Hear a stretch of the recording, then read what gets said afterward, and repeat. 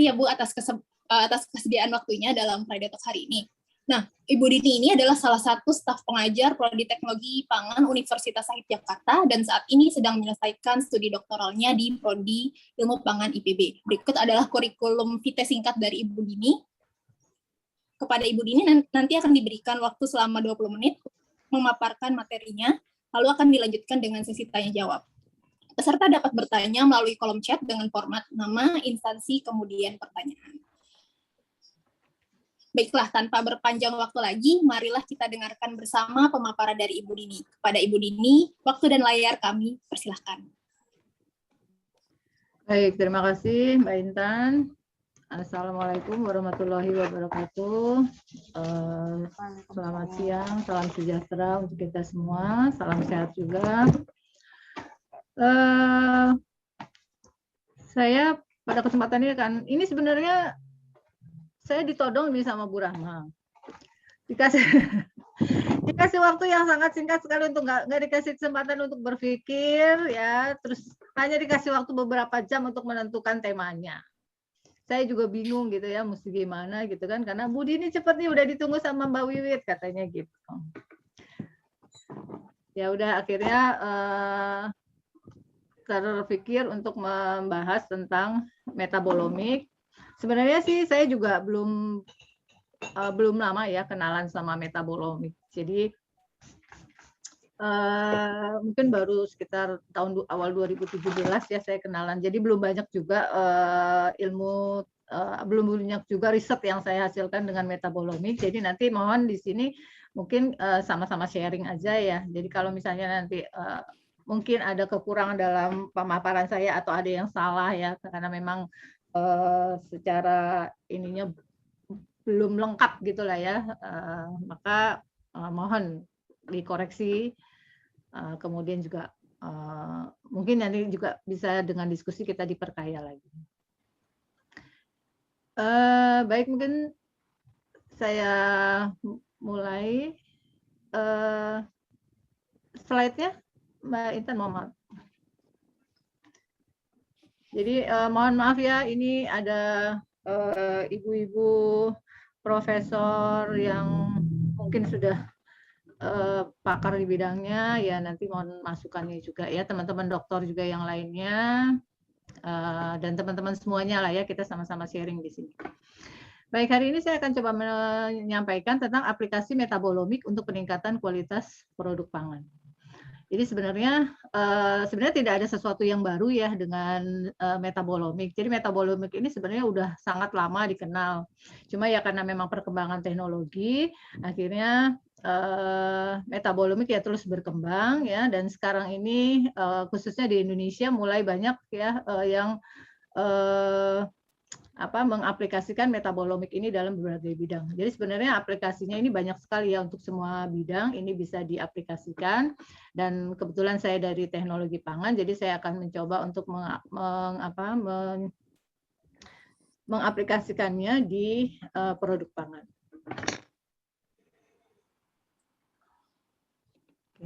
Jadi tadi seperti saya sampaikan nggak ada sesuatu yang baru. Saya cuma dikasih waktu 20 menit ya, jadi saya coba cepat aja, nanti khawatir nanti saya terlalu berlama-lama. Jadi metabolomik ini adalah suatu identifikasi ya, suatu ilmu yang membahas tentang identifikasi dan kuantifikasi sistematik molekul kecil atau metabolit hasil metabolisme atau metabolom ya, dikenalnya hasil metabolisme itu adalah metabolom dari suatu sistem biologi, sel, jaringan, organ, cairan biologi atau organisme pada waktu tertentu. Jadi di sini adalah kita akan mengidentifikasi juga mengkuantifikasi ya. Jadi karena memang ini metabolomik ini adalah sebenarnya interdisiplin ilmu ya. Jadi dia akan kaitannya antara ilmu biologi ya, ilmu kimia yang pasti ya, dasar dari ilmu itu ada ilmu kimia, kemudian juga informasi ya. Jadi nanti di sini sudah diidentifikasi, kemudian dikuantifikasi berapa mungkin satu komponen yang ada di dalam bahan. Jadi yang dikatakan metabolit itu adalah setiap molekul organik yang terdeteksi dalam tubuh ya, yang molecular weight-nya adalah kurang dari 1.500 Dalton. Sementara yang disebut dengan metabolom ini adalah hasil metabolit ya sebenarnya. Jadi kalau kita bicara tentang metabolisme ya, metabolisme dari dalam suatu makhluk hidup ya, itu akan menghasilkan satu metabolit ya. Metabolitnya ini jumlahnya kecil, maka di sini yang dideteksi adalah yang molecular weight-nya adalah sekitar 1.500 Dalton. Boleh next. Nah, jadi ini keluarganya omik ya. Jadi maka sebenarnya metabolom ini udah lama ya. Cuma memang awalnya dari genomik ya. Genomik ini dulu adalah yang membahas tentang DNA ya. Jadi di sini terjadi transkripsi DNA. Ini di sini kaitannya dengan ilmu biokimia ya. Jadi di sini adalah replikasi, kemudian transkriptomik ya, transkriptomik ini yang membahas tentang RNA. Nah, kemudian juga berkembang kemudian ada proteomik yang dikenal dengan preproteom ya. Ini ada membahas tentang protein ya. Dan yang terakhir ini sebenarnya yang paling muda ya, metabolomik. Ya, jadi ini keluarga yang paling muda itu adalah keluarga paling muda dari si omik itu adalah metabolomik. Nah, jadi waktu itu kan hanya dikenal sampai sini ya, sampai protein. Kemudian padahal kan di dalam bahan pangan itu kan tidak hanya untuk yang makromolekul ya, ada juga molekul-molekul yang tadi ya, yang disebut dengan metabolit. Ya, ini jumlahnya banyak sekali. Nah, jadi hasil dari metabolisme komponen yang makro ini ya, kemudian akan dihasilkan metabolit. Nah, ini yang kemudian yang kemudian banyak dibahas di ilmu metabolomik. Nah, jadi sekarang sudah mulai berkembang dan Indonesia sebenarnya juga udah lama ya. Nah, sebenarnya ada 4 pendekatan ya, 4 pendekatan untuk si metabolomik. Jadi kalau misalnya kita yang pertama ini adalah untuk yang analisis spesifik atau yang targeted ya. Jadi memang dalam suatu bahan, katakanlah misalnya jahe atau temulawak atau misalnya kita ambil contoh saja jahe itu ada komponennya adalah ada gingerol, kemudian hasil ada gingerolnya ada 6 gingerol, 8 gingerol gitu kan, 10 ya, kemudian ada sogaol. Nah, itu adalah target. Jadi kalau misalnya kita mau menganalisis senyawa dari jahe, misalnya jahe dari beberapa tanaman jahe di Indonesia ya. Nah, itu sudah ada ya senyawa targetnya itu adalah gingerol misalnya, atau misalnya temulawak atau kunyit misalnya itu dengan kunyit, atau misalnya teh ya misalnya dengan tearubikin dan sebagainya. Nah, itu adalah senyawa target ya. Jadi ini adalah metabolit target analisis. Nah, yang ini kita banyak bekerja sebenarnya di sini ya. Jadi kita hasilnya nanti kemudian kita bandingkan dengan referensi. Nah, untuk yang metabolit fingerprint ini misalnya kita mau menganalisis, kita belum tahu gitu ya, ada satu bahan kemudian kita nggak tahu isinya apa gitu ya, atau misalnya kita punya satu produk lah katakanlah ya, misalnya ekstrak temulawak gitu ya. Nah, ternyata kita mau tahu ya, sebenarnya bisa buat autentifikasi ya untuk melihat dia ada komponen atau ada senyawa penambahan bahan lainnya atau tidak, atau memang murni dia temulawak aja atau kunyit aja gitu ya. Nah, ini jadi di sini kita belum tahu targetnya. Jadi masih komponen atau metabolit global yang kita belum tahu. Jadi tidak ada targetnya. Jadi kita misalnya mau identifikasi pemalsuan kah atau misalnya. Nah, ini dengan metode metabolit fingerprint. Kemudian kalau misalnya metabolit profiling ini adalah sebenarnya nanti menghitung ya. Jadi mengidentifikasi kemudian juga mengkuantifikasi. Nah, yang terakhir tadi adalah pendekatannya metabolomik. Nah, ini metabolomik sebenarnya tadi ya gabungan ya, nanti ada ilmu kimianya, ilmu biologinya, Nah, jadi di sini adalah identifikasi dari senyawa metabolit tadi ya. Jadi di dalam satu bahan pangan misalnya kita nggak tahu, misalnya contoh aja misalnya roti bakar misalnya ya. Roti bakar itu kan kalau misalnya hasil dibakar pada suhu misalnya dengan perbedaan suhu itu kan tentunya akan menghasilkan metabolit yang berbeda ya, misalnya antara suhu 120, 150, 180 tentunya dia akan menghasilkan metabolit yang berbeda. Kemudian juga misalnya contoh kopi ya, kopi kan di Indonesia itu banyak sekali ya. Kopi yang misalnya kopi daerah mana misalnya ya, misalnya kopi Kintamani, kopi Papua, kopi apa. Nah, itu kan bisa dicari dengan metabolimik. Jadi kita mau tahu misalnya perbedaan antara satu kopi dari satu daerah dengan daerah yang lainnya. Misalnya perbedaannya dari atau misalnya senyawa lain yang umur tanamnya baru secara lengkap metabolitnya itu kalau dipanen pada umur sekian. Nah, itu bisa dicari dengan tadi ya, pendekatan metabolomik.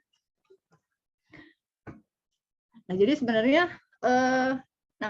kalau kita bicara metabolomik itu kita bicara dengan ekstrak ya. Jadi kita akan berhubungan dengan ekstrak. Jadi makanya adalah how can we extract all metabolit. Jadi cara mengekstraksinya, kemudian metode yang kita gunakan, kemudian misalnya ya segala perlakuan yang kita ekstrak sampel kita itu harus semuanya bisa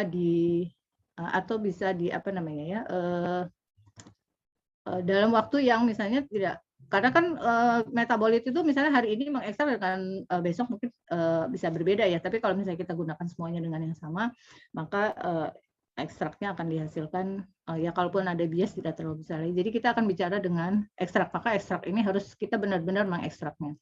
Kemudian juga di sini adalah separate ya. Jadi kita akan memisahkan. Jadi setelah kita ekstraksi, biasanya harus kita fraksinasi. Misalnya salah satu kebetulan yang saya kerjakan adalah dengan cara fraksinasi. Kita mau melihat gitu ya.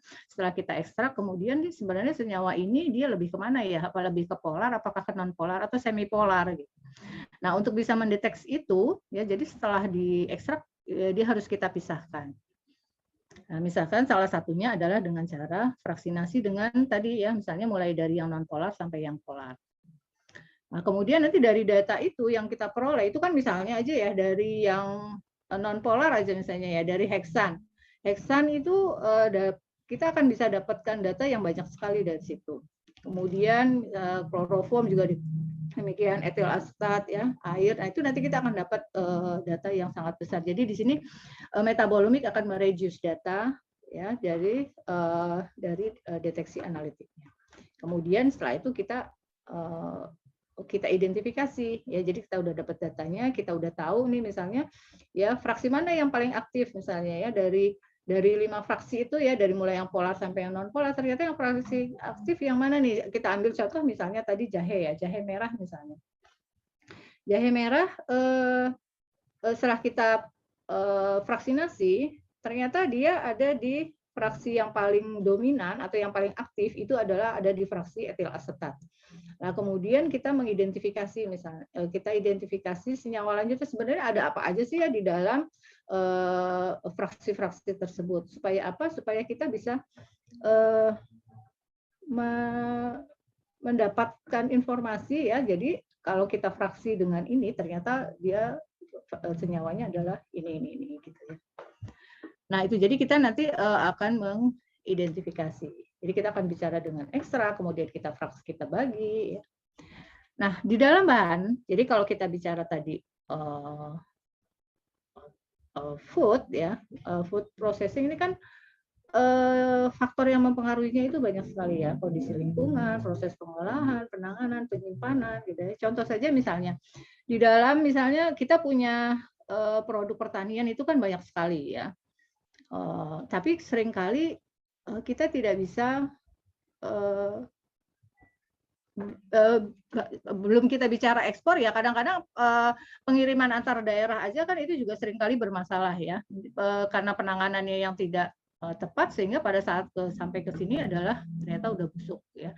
Nah, apa-apa yang membuat busuk. Nah, itu nanti yang bisa diidentifikasi dengan metabolomik ya. Jadi di sini food processing ini faktor-faktornya ya, sini pasti akan ada terjadi perubahan ya. Jadi dengan proses pengolahan tentunya akan terjadi perubahan. Tadi contoh misalnya ya, kita daging yang direbus, yang digoreng, yang dipanggang, kemudian yang di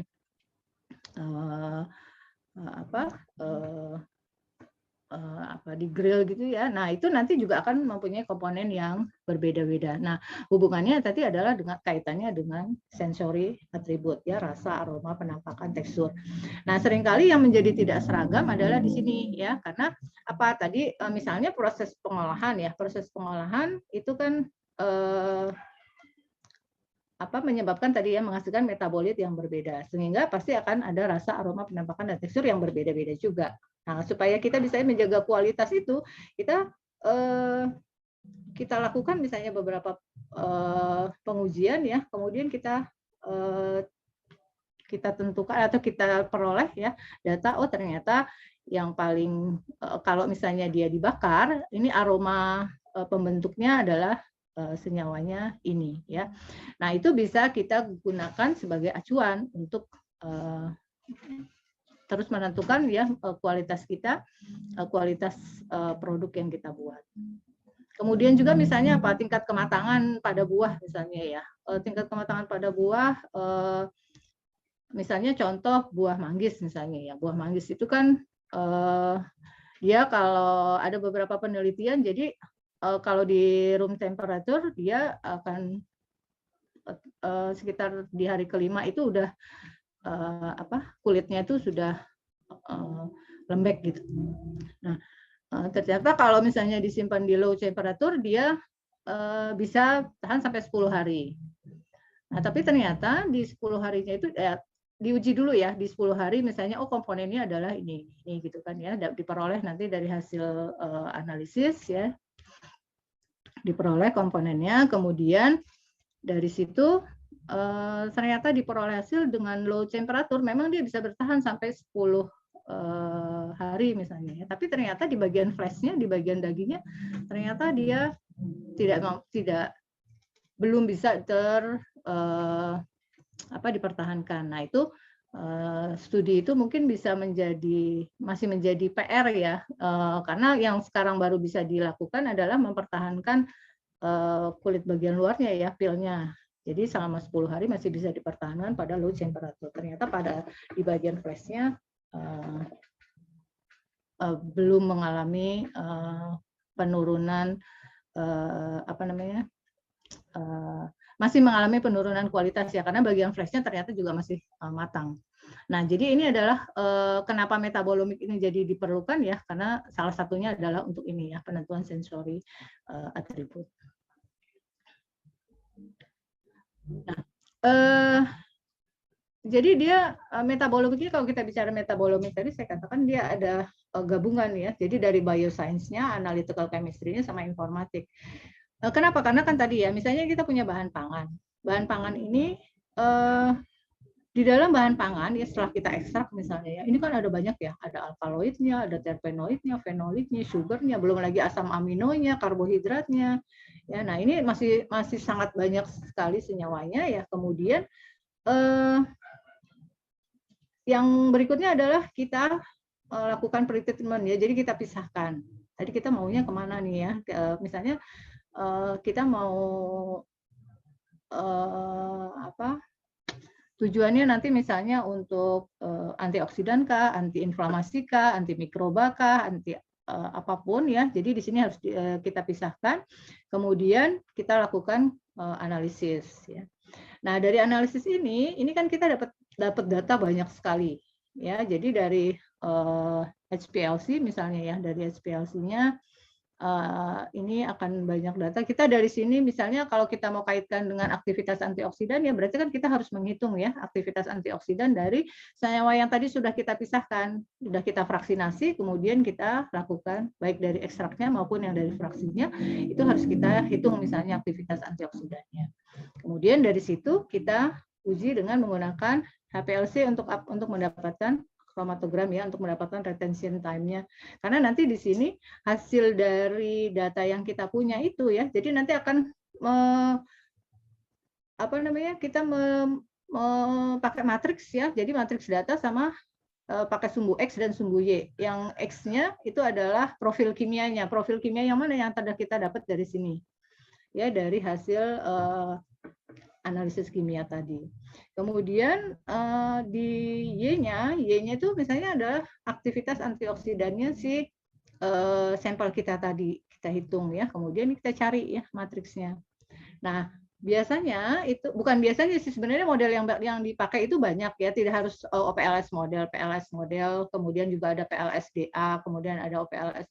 Ada banyak sekali metode yang bisa dipakai dan ini kebetulan yang saya pakai adalah OPLS ya. Nah, di sini kita dapat matriks informasi hubungan antara profil kimia dengan si aktivitas antioksidan misalnya.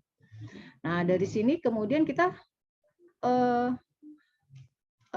ini data mining ini adalah kita pakai bantuan software ya. Kebetulan yang saya gunakan adalah softwarenya Simca ya, karena saya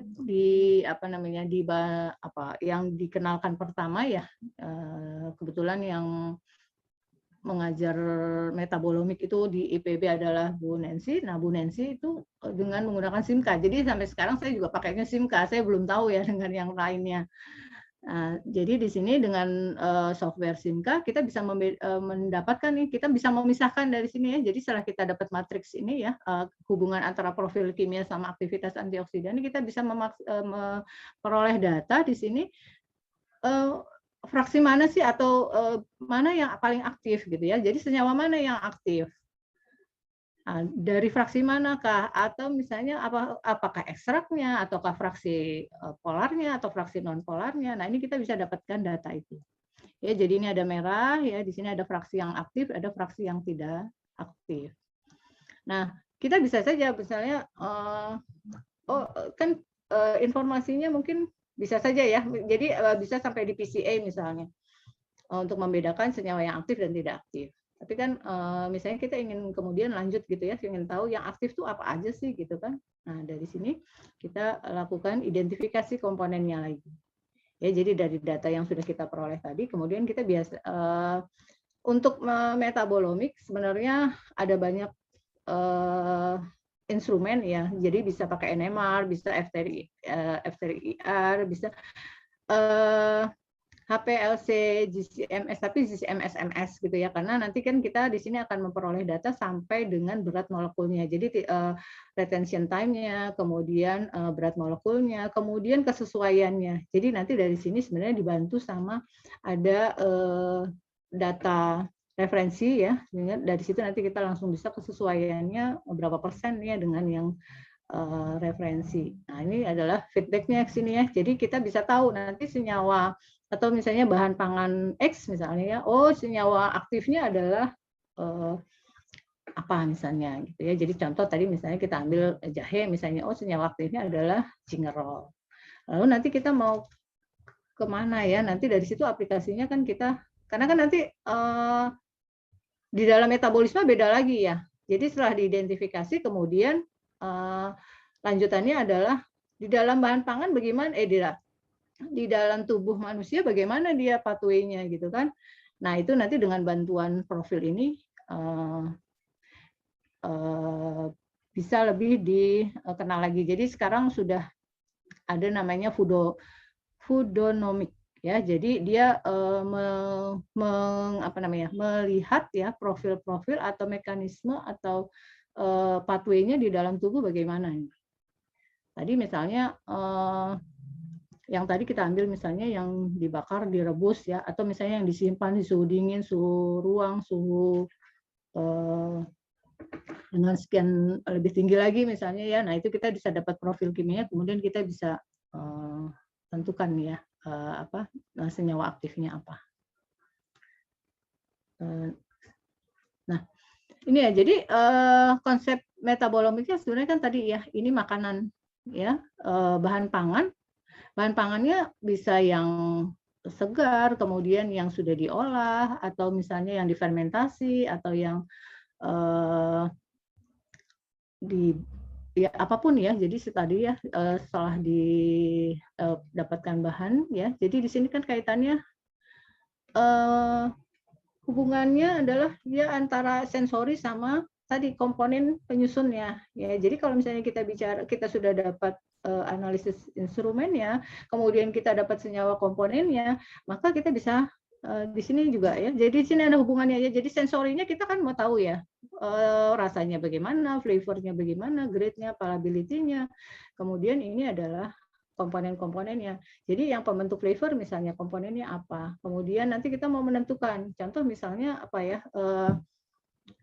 Autentikasi kopi misalnya ya. Tadi balik ke kopi ya, karena kan kopi sekarang lagi tren. Ya. Misalnya kita mau kopi yang premium gitu ya. Nah, kita kan bisa dari berbagai macam kota tadi ya, kita bisa dapatkan misalnya kopi dari daerah X misalnya ya, ini dia senyawanya adalah ini. Oh, ini ternyata dia lebih enak dibanding dari daerah yang lain lagi. Nah, itu adalah dari yang sudah diperoleh tadi ya, misalnya dari yang enak tadi ketahuan ya senyawa aktifnya apa. Nah, mungkin nanti yang kurang enak tadi ya, misalnya mau ditingkatkan kualitasnya, pengen menyerupai yang premium tadi, itu kan udah ketahuan ya senyawanya. Oh, ternyata senyawa yang bikin dia enak itu adalah senyawa X misalnya. Maka yang tadi kurang enak di sini ini bisa kita naikkan dengan cara apa misalnya ya, karena kan mungkin saja ya komponen aktif itu kan bisa terjadi bisa dari faktor pengolahannya, misalnya dari teknik penyangraiannya gitu kan ya, disangrai pada suhu sekian, pada suhu A, B, C misalnya ya. Nah itu nanti mana yang paling enak misalnya. Nah itu nanti dari itu salah satunya ya, salah satunya misalnya dengan cara penyampaian. Nah sehingga nanti yang kualitasnya tadi belum terlalu baik ya, belum bisa masuk ke kualitas premium misalnya untuk dijual, maka ini bisa ditingkatkan kualitinya dengan setelah kita tahu ini, oh berarti apa nih langkahnya ya untuk meningkatkan atau misalnya pengolahannya harus bagaimana nih ya supaya hasilnya bisa sama dengan yang dari daerah A misalnya ya, sehingga bisa sama-sama masuk ke kategori yang kopi premium. Nah, jadi kalau kita bicara metabolomik tadi ya, food metabolomik, ini nanti kita bisa yang diskriminatif ya. Jadi diskriminatif tadi adalah untuk mencari spesifik markernya. Tadi ya, jadi contoh misalnya kopi tadi ya, kita udah tahu nih di kopi yang A itu yang paling enak ya, dia dijualnya mahal banget ya misalnya. Nah itu kenapa ya? Oh karena misalnya dia diprosesnya pada suhu sekian, disangrai pada suhu sekian misalnya ya, lamanya sekian, dia akan didapatkan komponennya apa ya, misalnya komponen A misalnya. Nah, sementara yang tidak dilakukan dengan yang sama, ini nanti pas dilihat profilnya, oh ternyata kalau yang tidak disangrai pada suhu 180 misalnya, maka dia profil kimianya tidak muncul nih ya senyawa pencirinya ya, markernya nggak keluar. Nah itu bisa diperoleh data dengan cara seperti itu ya. Jadi pendekatannya dengan cara diskriminatif. Ini kan misalnya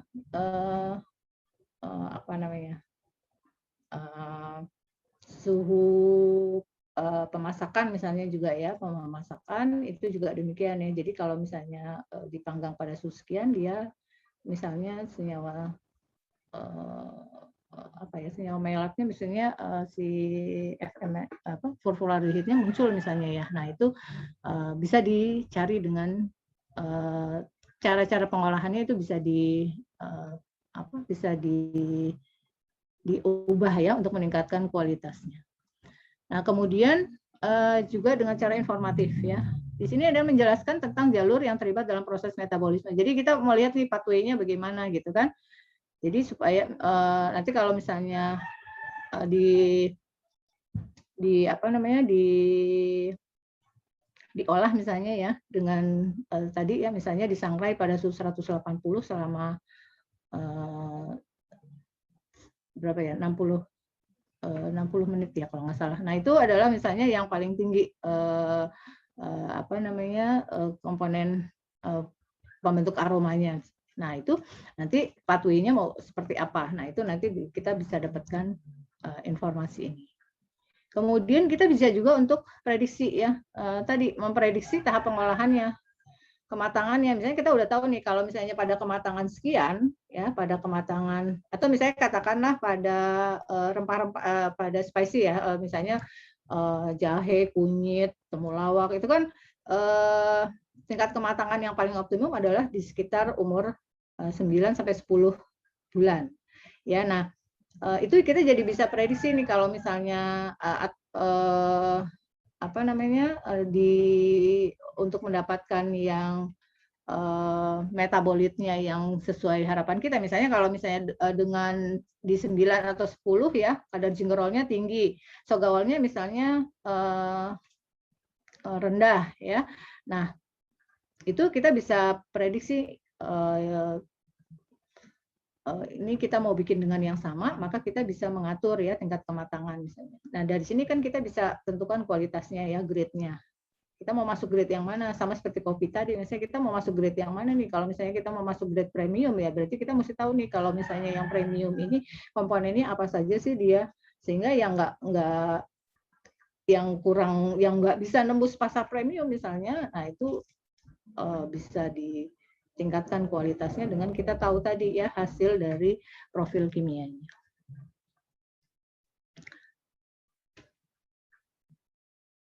Nah, ini tadi saya katakan di awal, dia bukan sesuatu ilmu yang baru ya, sebenarnya hanya perkembangan teknologi saja ya. Jadi dulu kan mungkin belum ada yang, sekarang kan LC, MS, MS ya. Bahkan mungkin yang lebih mungkin kalau di lab-lab perguruan tinggi negeri itu dia alatnya lengkap ya Kak. Maka ini tuh sebenarnya hanya perkembangan teknologi ya, dan di sini bisa diaplikasikan ke berbagai macam various food product ya, baik yang natural maupun yang difermentasi kah, yang tadi ya kita misalnya yang antara yang difermentasi yang tidak difermentasi. Di sini misalnya ada yang untuk menentukan tingkat kematangan buah ya, kemudian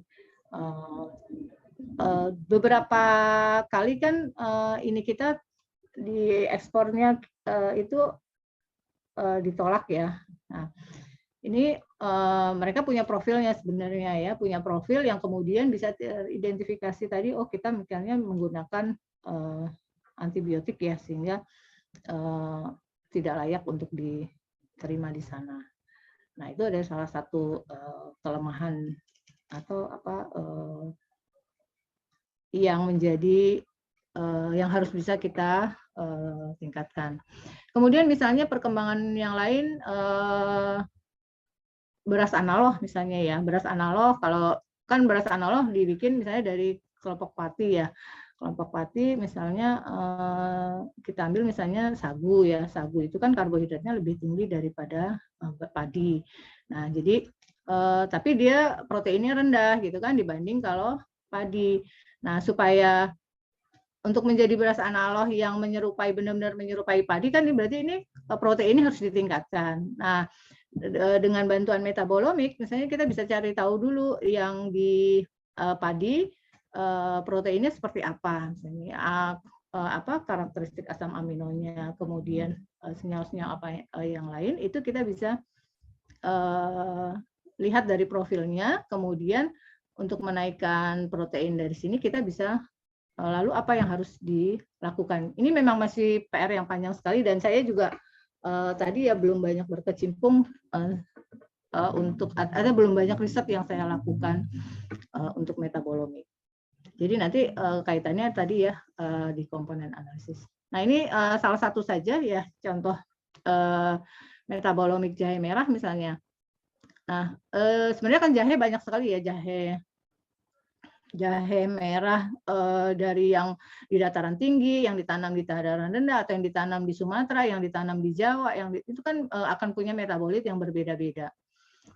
Ya, jadi setelah kita bekerja dengan ekstrak, kan kalau kita bicara metabolomi kita bekerja dengan ekstrak. Jadi setelah kita ekstrak lalu kita fraksinasi. Tadi ya kita pengen tahu sih sebenarnya ya yang paling aktif itu yang seperti apa. Kemudian dia ini kan kita bedakan ya, mulai dari yang apakah dia nanti sifatnya non polar ataukah polar. Ya, nanti kemudian kita hitung ya ini apa total fenolnya, kemudian total flavonoidnya, aktivitasnya ya, aktivitasnya kita misalnya ambil dengan metode DPPH sama FREP saja misalnya ya.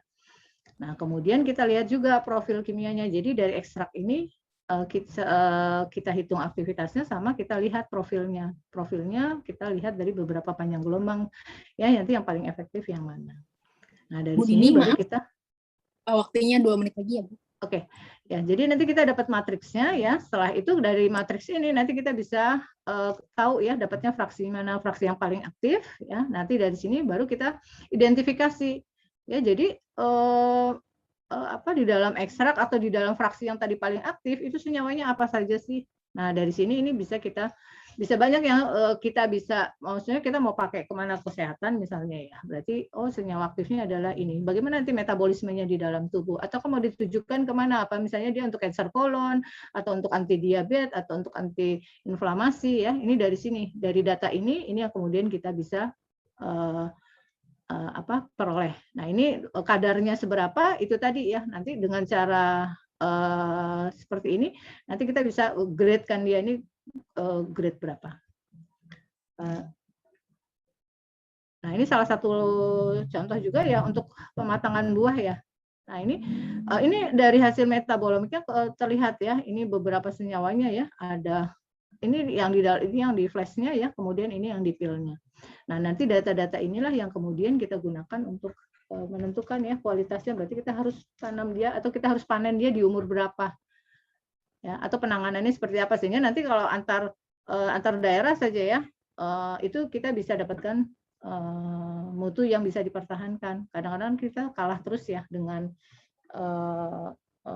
buah-buahan buah-buahan impor ya. Jadi padahal kita punya banyak sekali ya tanaman, tapi karena buah-buahan, tapi karena kita belum bisa jaga kualitasnya ya, masih low quality, baik dari sisi penyakitnya. Jadi nanti ketahuan ya. Jadi kalau misalnya ini ternyata dia ada penyakit ini ya, kemudian metabolitnya seperti apa. Nah, itu dari situ kita bisa kemudian menentukan ya kualitasnya. Mungkin ini yang bisa saya sampaikan ya. Mohon masukannya juga ya dari teman-teman, karena tadi saya katakan saya belum banyak juga berkecimpung di metabolomik ya. Mungkin ada teman-teman yang sudah jauh lebih dulu, barangkali mungkin juga sudah lebih banyak penelitiannya, mungkin boleh sharing di sini. Baik, terima kasih. Saya kembalikan ke moderator. Wassalamualaikum warahmatullahi wabarakatuh. Waalaikumsalam warahmatullahi wabarakatuh. Baik, terima kasih Bu Dini atas pemaparannya, sangat menarik sekali. Lalu kita lanjut ke sesi berikutnya, yaitu sesi diskusi dan tanya jawab. Silahkan Bapak Ibu yang ingin bertanya, mungkin bisa di kolom chat, atau mungkin bisa langsung saja. Silahkan di unmute mikrofonnya.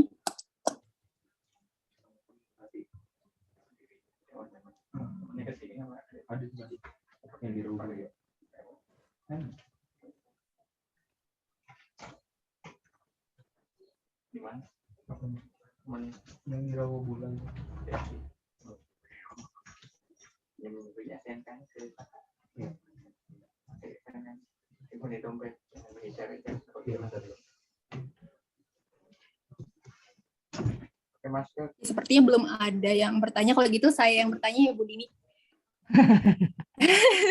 Sambil menunggu. Ibu, penelitian yang sedang dilakukan apakah terkait dengan metabolomik juga, Bu?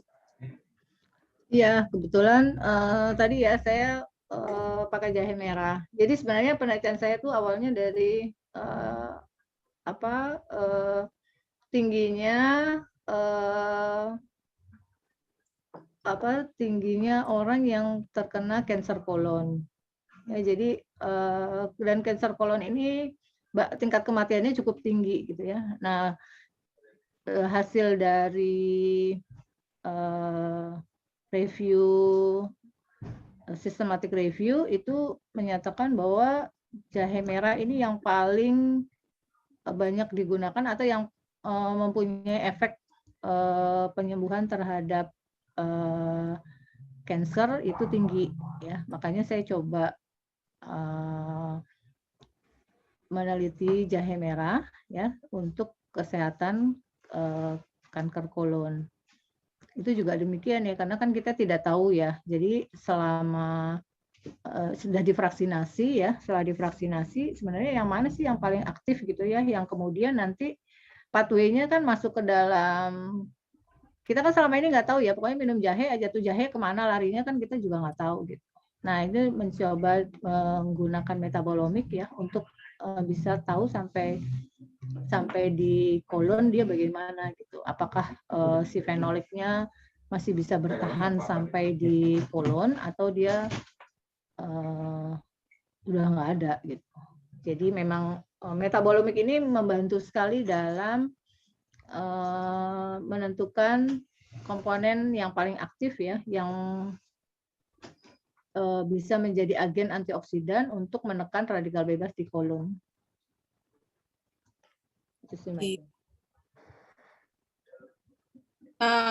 Oke, kita lihat dulu di kolom chat, barangkali ada pertanyaan.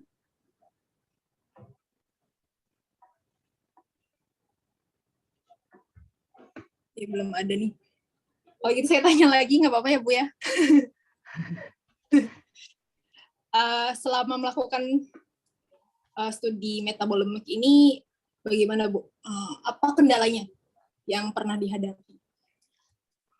Kendalanya yang pasti alat ya, karena kan satu sih alatnya sebenarnya di IPB itu udah cukup mumpuni ya, alatnya udah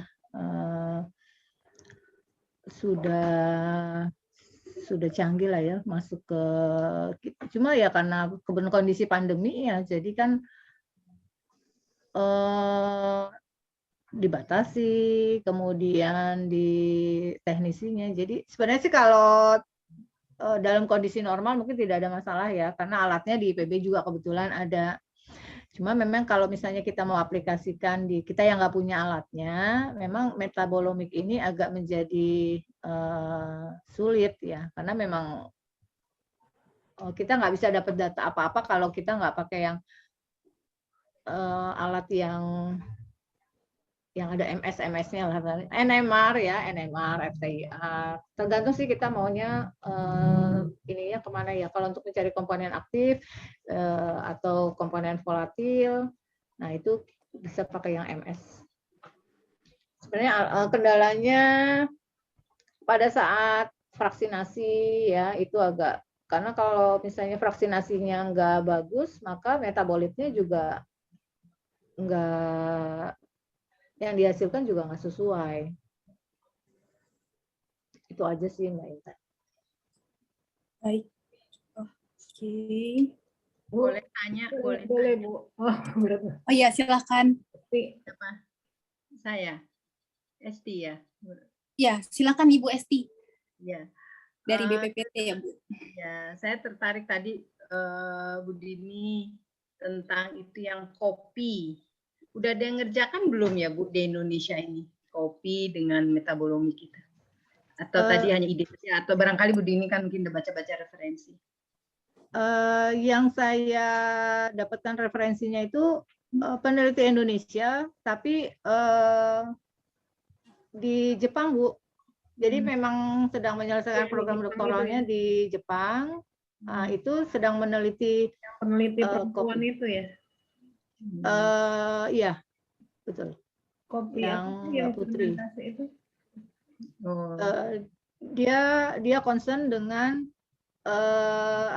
produk-produk Indonesia. Jadi tidak hanya kopi sebenarnya, kopi, tempe, kemudian. Cantik kan orangnya? Iya, cantik banget. Udah ada publikasinya Bu Dini? Yang kopi belum, Bu. Yang Hmm. kopi dia katanya informasinya masih mengerjakan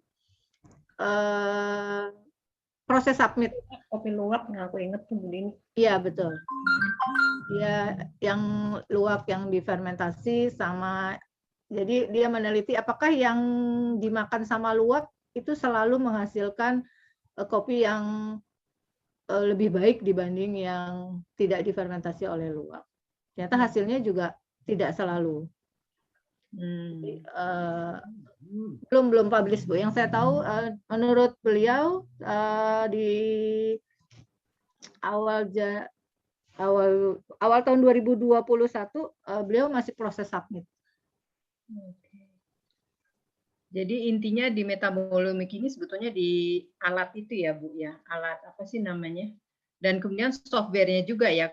Kalau software SIMCA itu apakah berlaku umum ataukah dia itu spesifik ya? Jadi setiap software untuk perbedaan ini, membedakan softwarenya itu gimana, Bu Dini? Softwarenya sih sebenarnya sama, Bu. Jadi enggak, misalnya untuk senyawa apa gitu, misalnya ada yang kemudian spesifik software. Ya. Enggak sih sebenarnya, karena kan di situ hanya untuk memisahkan saja, mengelompokkan misalnya kita tadi maunya yang mana, apakah dia misalnya ambil contoh misalnya proses pengolahan misalnya yang fermentasi tempe yang dengan cara modern tradisional misalnya sama yang rumahan misalnya, nah itu nanti dikelompokkan seperti itu. Nanti kalau yang pendekatannya jadi misalnya yang dari yang cara modern nanti dia senyawanya ini saja dikelompokkan gitu, Bu. Nanti kalau prosesnya yang tradisional ternyata komponen atau metabolitnya tuh dapat seperti tadi. Jadi dia hanya mengelompokkan saja sebenarnya. Nanti dari setelah dari SIMCA itu setelah kita kelompokkan, nanti kita akan dapatkan senyawa yang paling aktif itu apa. Jadi ada membedakan fraksi yang aktif sama yang tidak aktif misalnya. Dia kayak ini sepertinya sebenarnya nggak spesifik. Jadi dia bisa PCA-nya, kemudian di plotnya juga bisa di situ ya, sama tadi komponen mana yang paling aktif misalnya. Nanti dari situ, dari data itu, kemudian langsung kita masih harus identifikasi lagi senyawanya apa yang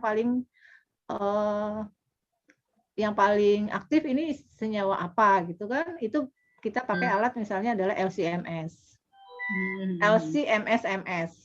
GC-MS-MS. Jadi pakai yang MS-MS. Oke. Ya.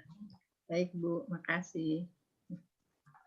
Baik, kita lanjut ke pertanyaan berikutnya. Ini di kolom chat sudah ada 2 buah pertanyaan. Yang pertama dari Ibu Raskita Saragih dari IPI. Pertanyaannya adalah, adakah hubungan metabolimik dengan metabolisme seseorang? Lalu pertanyaan kedua dari Ibu Setiarti Sukoco dari IPI juga. Pertanyaannya adalah, berapa waktu yang dibutuhkan untuk mendapatkan profil komponen dari suatu produk pangan? Tahapan apa yang tersulit? Silakan Ibu Dini. Baik, hubungan metabolimik dengan metabolisme seseorang. Jadi sebenarnya begini, misalnya dari suatu bahan pangan, ya, kemudian kita analisis, kita identifikasi, kita dapatkan senyawa aktif dari bahan tersebut. Nah, senyawa aktif itu kemudian misalnya kita mau pakai dia, atau misalnya kita mau aplikasikan dia untuk apa nih, anti diabetes ataukah anti inflamasi, antioksidan ya. Nah, itu baru nanti di dalam pathway-nya ya, komponen aktif itu pathway-nya bagaimana di dalam tubuh, karena kan nanti biasanya kan dari metabolit itu kan dapat yang aktif kemudian di in vivo ya, in vivo pakai tikus kemudian pakai ke human kan. Nah, dari situ baru dipelajari lagi dari metabolomik ini dicari pathway-nya ya di dalam tubuh seseorang ini bagaimana. Nah, itu yang saya belum sampai, Bu. Jadi saya masih dalam baru tahapannya, mekanismenya seperti apa, itu yang sedang dipelajari. Kemudian kalau untuk mendapatkan profilnya, sebenarnya ini metabolisme ini cepat ya. Jadi yang agak lama adalah input data. Karena begitu kita misalnya dari tadi ya udah kita fraksinasi misalnya, dapat misalnya fraksi heksan aja misalnya. Atau fraksi yang paling aktif dari jahe misalnya adalah etil asetat. Itu kan dapatnya ratusan metabolit. Ya, nah itu harus kita input ya datanya, retention time-nya sama aktivitasnya bagaimana. Nah, yang sulitnya sebenarnya itu ya. Yang lamanya adalah menginput data karena datanya ratusan. Metabolit dari satu jenis fraksi saja itu kita bisa dapat ratusan metabolit. Karena dari misalnya contoh dari gingerol aja ya, dari gingerol itu aja kan ada 6 gingerol, 8 gingerol, 10 gingerol gitu kan. Nah, belum lagi nanti turunannya dia kan. Belum lagi yang senyawa-senyawa yang lainnya. Jadi dari itu bisa dapat ratusan metabolit ya, dapat ratusan senyawa. Kemudian kan kita untuk melihat dia aktif atau tidaknya kita masukkan lagi, kita input data retention time-nya misalnya. Nah, setelah kita input data, baru kita bisa dapatkan nih, oh ternyata yang aktif adalah, kita kelompokkan nanti ini, ternyata yang fraksi heksan dia tidak aktif, yang fraksi air tidak aktif, fraksi etil asetat, fraksi kloroform, dia aktif, yang ekstraknya sendiri bagaimana. Gitu. Nah itu yang paling lama adalah pada waktu input data. Karena kan data yang diperoleh itu kemudian kita masukkan dulu ke dalam Excel. Di dalam Excel kan harus kita kita transpose dulu ya datanya supaya dia dari yang kalau kita peroleh dari hasil analisis HPLC itu kan dia bentuknya PDF dan tersusun ke bawah gitu kan. Misalnya ada 80 senyawa misalnya kan itu dia tersusun ke bawah. Sementara nanti itu harus kita transpose dulu kan ke Excel, itu kita copy ya, kemudian kita pindahkan retention time-nya, kita buat dia masuk ke dalam Excel ya, baru dari situ kita baru masuk ke program Simca-nya. Yang lama itu aja sih tahapan tadi memasukkan data ke kemudian nanti kalau udah masuk data ke Excel sebenarnya masuk ke program Simca-nya cepat. Itu aja sih Ibu. Oke, baik. Mungkin ini pertanyaan terakhir mengingat waktunya juga sudah mau habis. Dari Ibu Ambar Rukmini dari Universitas Widya Mataram. Apakah sudah ada data tentang kualitas protein terhadap metabolomiknya antara protein nabati dengan protein hewani? Apakah benar kualitasnya lebih baik yang hewani? Lalu yang kedua tadi sepertinya Pak Kurnia raise hand. Mungkin Pak Kurnia bisa disampaikan pertanyaannya? Tadi tertarik ini sih dengan kan kalau metabolisme ini kan coupling ada beberapa ini ya data ya disebutkan dari FTIR juga dengan NMR. Itu sempat ngerjain nggak Bu? Atau baru rencana aja? Itu fokusnya ke senyawa apa ya kalau yang pakai FTIR biasanya? Kalau saya kebetulan nggak pakai NMR dan FTIR, kebetulan memang di IPB alat tersebut pada waktu saya mau pakai itu sedang rusak. Jadi akhirnya saya pakainya adalah LC MSMS. Nah, sebenarnya kalau biasanya NMR itu dia lebih cocok untuk metabolit yang tadi seperti misalnya kita belum tahu ya. Contoh misalnya sirih merah misalnya. Nah, sirih merah itu senyawanya apa aja sih gitu ya. Nah, itu mungkin bisa pakai yang tadi NMR Nah, itu lebih cocok NMR. Untuk yang misalnya gitu ya Bu ya, yang benar-benar belum tahu gitu ya, berarti ya.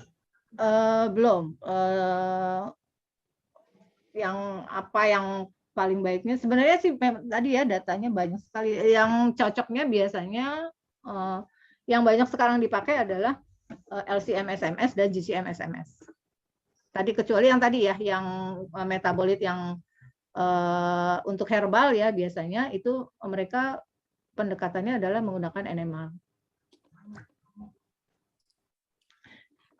Tadi ya pertanyaan untuk yang apakah yang nabati lebih baik dari yang hewani. Untuk ini jujur saya belum tahu Bu kalau hasil metabolomiknya seperti apa. Cuma yang saya tahu kalau untuk protein, jadi hanya ini apa metabolimik itu membantu kita misalnya kalau untuk peningkatan kualitas tadi yang saya sudah sampaikan. Jadi kalau misalnya ternyata kita mau bikin ada satu tadi ya misalnya contohnya adalah beras analog misalnya tadi kan pakai pati sagu kan proteinnya rendah sementara dibanding sama yang di padi. Nah supaya yang di protein yang di sagu ini bisa menyerupai protein yang di padi itu kan kita tahu profilnya yang di padi ya. Kemudian nanti ini apa yang harus kita ambil langkah itu yang tadi prediktif ya. Jadi kita bisa untuk apakah penanamannya ataukah kondisi tanahnya. Nah itu atau misalnya nanti dengan ditambahkan apa gitu ya. Jadi supaya nanti dia meningkat. Kalau untuk kualitas yang hewani lebih baik dari yang nabati kan profilnya mungkin beda ya. Kalau kita buat profil kimia yang nabati pastinya akan berbeda dengan yang hewani. Kalau ditanya lebih baiknya, mungkin teman-teman yang lain yang mungkin lebih paham ya. Tapi kalau untuk metabolimiknya, saya belum membaca itu yang membedakan antara hewani dan mana yang lebih baik antara hewani dan nabati. Yang saya tahu cuman misalnya tadi dari beberapa tadi misalnya contoh yang direbus, yang dipanggang, yang digoreng misalnya itu profilnya bagaimana sehingga kadar proteinnya bagaimana nih mana yang lebih baik. Nah itu baru sampai yang seperti itu sih yang saya ketahui. Mungkin jauh ya masih jauh ini. Itu Mbak Intan. Baik, terima kasih Bu Dini. Bapak dan Ibu, mengingat waktunya juga hampir habis, maka saya akan membacakan resume dari apa yang telah dipaparkan oleh Ibu Dini. Jadi metabolomics itu adalah identifikasi dan kuantifikasi sistematis molekul kecil atau metabolit hasil metabolisme dari suatu sistem biologis pada titik waktu tertentu. Dan strategi metabolomik itu terdiri dari 4 pendekatan, yaitu metabolite profiling, metabolomics, metabolite target analysis, dan metabolite fingerprinting. Dan aplikasi metabolomik untuk pangan itu bisa dalam untuk analisis komponen, meningkatkan mutu pangan, asesmen, dan memonitor diet. Oke, baik. Mengingat waktunya tadi sudah hampir habis, saya ucapkan terima kasih kepada Ibu Sandra Sari atas waktunya dalam Friday Talk hari ini dan juga kepada para penanya. Untuk selanjutnya saya serahkan kepada MC, Ibu Wit. Terima kasih. Wassalamualaikum warahmatullahi wabarakatuh. Waalaikumsalam warahmatullahi wabarakatuh.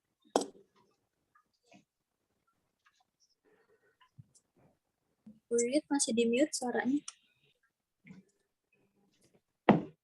Baik, terima kasih Bu Intan yang sudah memandu acara kita siang hingga sore hari ini yang sangat menarik dan terima kasih kepada Bu Dini juga untuk pemaparan materinya yang sangat menarik. Baiklah Bapak Ibu semua, demikianlah mungkin kegiatan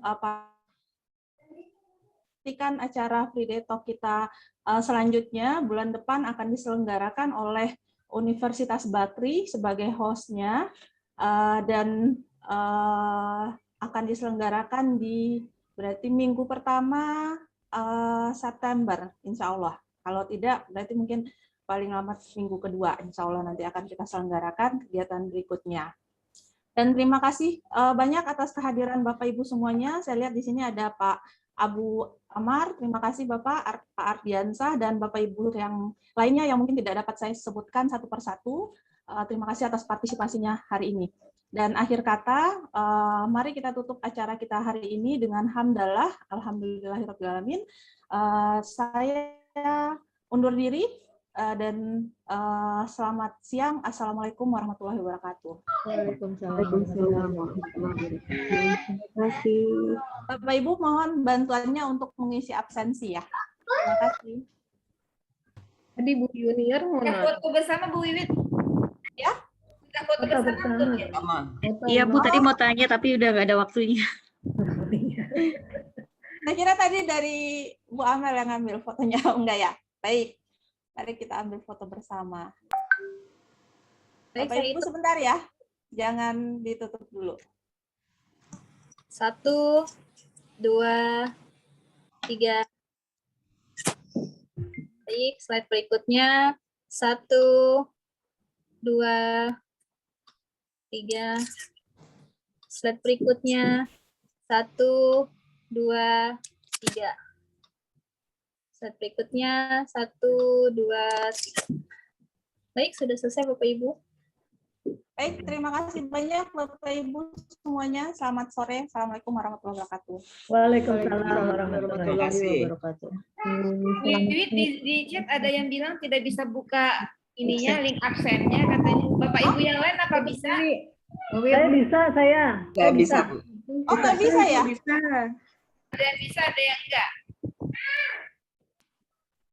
Oh, bentar. Berarti apa kabar? Ini Bu Raskita tidak bisa katanya.